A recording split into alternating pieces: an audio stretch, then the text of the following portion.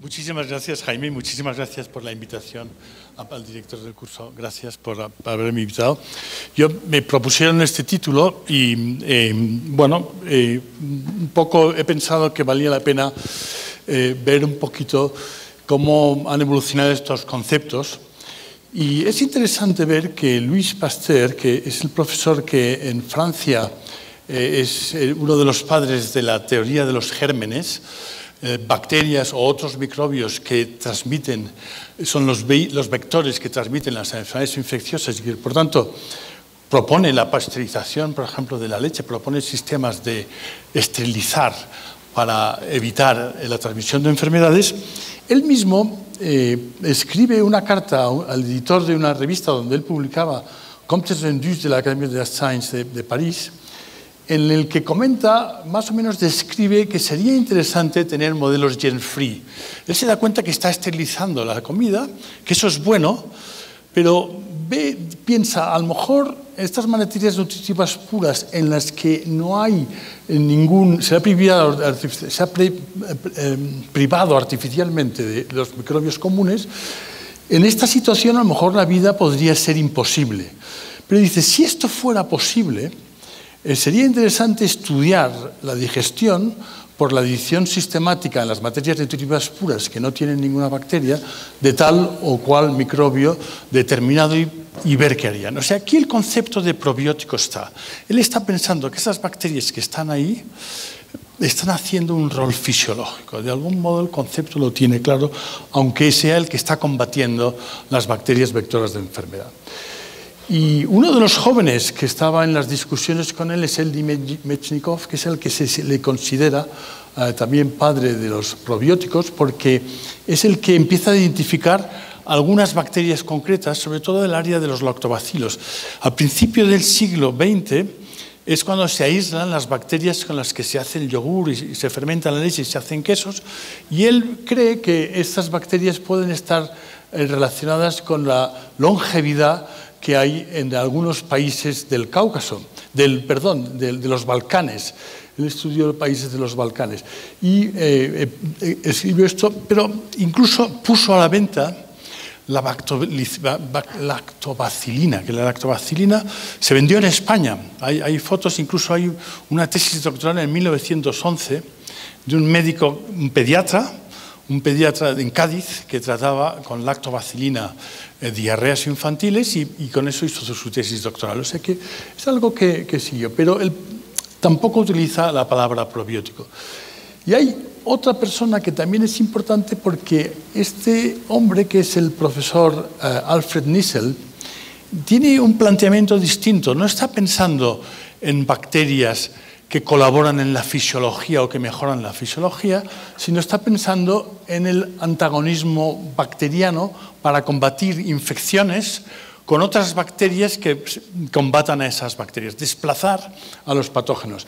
Y es interesante porque él aísla una Escherichia coli de las heces de un soldado que estuvo también en los Balcanes durante la Primera Guerra Mundial y no tuvo ninguna diarrea, ni incluso hubo una enterocolitis por Shigella en la que él no se vio afectado. Entonces, cuando este señor volvió a Alemania, aisló estas bacterias y enseguida puso en marcha un negocio que hoy todavía existe. Esta bacteria está en la venta y es una bacteria que está diseñada, por decirlo así, por sus efectos antibióticos.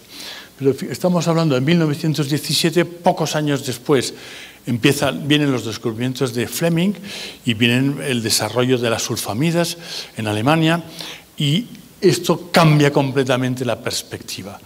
El término probiótico todavía no se ha acuñado, el concepto está, pero los antibióticos realmente tienen muchísima más eficacia, como todos ustedes saben, y de hecho, a partir de 1950 es el medicamento de éxito. De hecho, pues cambian la epidemiología, o sea, la mortalidad por enfermedades infecciosas pasa del 30% al 4%, la mortalidad infantil, la esperanza de vida. Hay enfermedades que desaparecen, la fiebre de Malta, hay muchas enfermedades, salmonelosis ya en Europa es muy difícil y yo supongo que aquí también, la lepra ya no se ven, muchas enfermedades han desaparecido. El éxito es tremendo Y de algún modo, cuando el British Medical Journal pide opiniones a sus suscriptores, ¿qué ha sido el descubrimiento más útil en medicina? En segundo lugar vienen los antibióticos. En segundo lugar vienen los antibióticos porque realmente es lo que nos ha hecho cambiar muchos aspectos en la práctica diaria. Todo cambia cuando, al llegar al final del siglo, y realmente las enfermedades infecciosas dejan de ser un problema, desde 1950 que se introducen masivamente los antibióticos. Estos son datos publicados por Jean-François Bach, un pediatra que probablemente ustedes conocen, que trabaja en París, y dice que desaparecen las enfermedades infecciosas, pero a la vez se están disparando, se están multiplicando por 2, por 3, por 4 las enfermedades de tipo autoinmune, de tipo inflamatorio. La falta de regulación del sistema inmune. Es un escenario no esperado. Aquí hay un escenario no esperado que hay que intentar entender.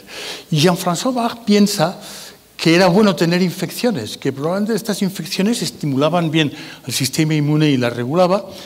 Y esto poco después cambia porque realmente, gracias a Fiona Powry, se descubren los linfocitos T reguladores, que son la respuesta antiinflamatoria que tiene lugar sobre todo en el tubo digestivo, en los folículos linfoides del tubo digestivo, y de modo que se puede reinterpretar lo anterior diciendo: probablemente el problema no está en que se hayan ido las infecciones, sino que no hemos sido selectivos. Se han ido muchas bacterias, muchos microorganismos que intervenían en la regulación del sistema inmune y el sistema inmune está ahora mal regulado. De esto seguramente han oído hablar. El tema es un sistema inmune con una instrucción deficiente, es probablemente lo que está generando estos problemas. Y de aquí surge el que efectivamente la mayoría de estas enfermedades inflamatorias, crónicas, no transmisibles, se asocian a las disbiosis, que como se ha mencionado antes. Es curioso que estas enfermedades hay una asociación en la que se ve que efectivamente hay baja diversidad y son en las enfermedades que están proliferando más, la diabetes tipo 2, las enfermedades inflamatorias del intestino, la enfermedad celíaca, los trastornos del intestino. En todas estas enfermedades hay pérdida de diversidad. Y fíjense, en los años 2010, 2011, 2012, se hacen muchos estudios intentando obtener instrumentos diagnósticos, saber cuál es el fallo que hay en el Crohn, cuál es el fallo que hay en la colitis ulcerosa, y no sale porque realmente no hay una disbiosis típica de cada enfermedad. Y por otro lado, este es un estudio del MetaHit que se publicó también hace unos años. En ese contexto, low gene count y high gene count sería personas que tienen baja diversidad y alta diversidad. Solamente el hecho de tener baja diversidad sin ser enfermos hace que una serie de parámetros metabólicos e inflamatorios estén alterados con respecto a los que tienen alta diversidad. Es decir, aquí no estamos reclutando pacientes, sino personas normales, y personas normales que tienen baja diversidad, por DEXA-scan se ve que tienen más grasa corporal. La diferencia no es tremenda, pero es significativa. Tienen más peso, tienen más índice de masa corporal, tienen resistencia a la insulina, niveles más altos de la insulina, pero con glicemias más altas, resistencia a la leptina, leucocitos discretamente más altos, la proteína C reactiva discretamente más alta. O sea, solamente el hecho de la baja diversidad ya se traduce, o se asocia en una situación en la que los parámetros metabólicos inflamatorios están discretísimamente alterados, pero se percibe esa alteración. Por tanto, aquí, y lo curioso también es que esto se hizo en relación a este paper, que esta pérdida de diversidad no es homogénea, siempre se pierde lo que está aquí en verde. Lo que se pierde son las bacterias productoras de butirato, las bacterias que metabolizan el hidrógeno y que metabolizan el gas, Y las bacterias que crecen más y sobrecrecen son las bacterias que toleran el oxígeno, las bacterias que consumen moco, las bacterias que se pegan a la mucosa y, por tanto, pueden hacer un efecto inflamatorio, pueden generar una inflamación de bajo grado y pueden generar endotoxemia. O sea, se ve aquí un ciclo que puede estar presente especulativamente en muchas enfermedades distintas sin que veamos que sea un patrón diagnóstico. Porque esto se ha visto, por ejemplo, en niños con autismo, esto se ha visto en Crohn, en colitis ulcerosa, en intestino irritable de predominio diarrea, en diabetes tipo 2, en un subtipo de obesidad con síndrome metabólico, y se piensa, el antibiótico puede estar la culpa puede ser el antibiótico. Estamos especulando, pero estamos intentando abrir ventanas, porque esto de algún modo hay que corregirlo. Los antibióticos nos ayudaron a acabar con la lepra, con la tuberculosis, pero tenemos otros problemas que tenemos que corregir, tenemos que darle vueltas, tenemos que especular, tenemos que pensar qué es lo que puede estar pasando. ¿Qué pasa cuando utilizamos antibióticos? Pues por gramo de heces, el número de bacterias totales no disminuye. Muchas veces pensamos que nosotros tenemos un sistema que hemos esterilizado todo y está todo más limpio. No, señor, hemos cambiado el tipo de población. Ahora estamos rodeados de bacterias o de microorganismos resistentes.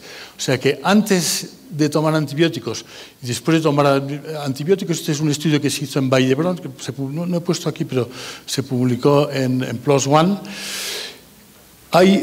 No baja el número de bacterias por gramo de heces, más bien aumenta. No es significativo, pero más bien aumenta. ¿Y por qué aumenta?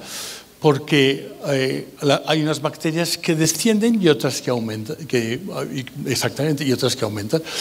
Y esto se traduce en menos diversidad. Esto es un modo de medir la diversidad que se llama curva de rarefacción, que quiere decir, contando muchas secuencias en una muestra de heces, puedes ver cuántas especies distintas se pueden ver, y en los pacientes antes de tomar antibióticos sería la curva azul. Cuando has buscado 1000 secuencias, ves que hay unos 150 más o menos especies distintas. Pero después de tomar los antibióticos, hay la misma cantidad de bacterias totales, pero muchas menos especies distintas. Hay una caída más o menos de 30 a 40 especies. Al tomar antibiótico, algunas especies desaparecen y la microbiota es más monótona. Y esta microbiota más monótona es por esto, porque algunas aumentan. Y no puedes predecir qué bacterias van a aumentar. Este es un estudio también me parece muy interesante, porque estos son 3 individuos que se les dio ciprofloxacina durante 5 días. Cada color es una persona distinta y cada titulito, cada cuadrito es una bacteria distinta, una especie bacteriana distinta. Y todos están tomando el mismo antibiótico. Pero fíjense, tomando este antibiótico, esta especie en este individuo cae y en cambio en este no cae. O sea, esta misma especie, el individuo dorado, es resistente, tiene un gen de resistencia antibiótica.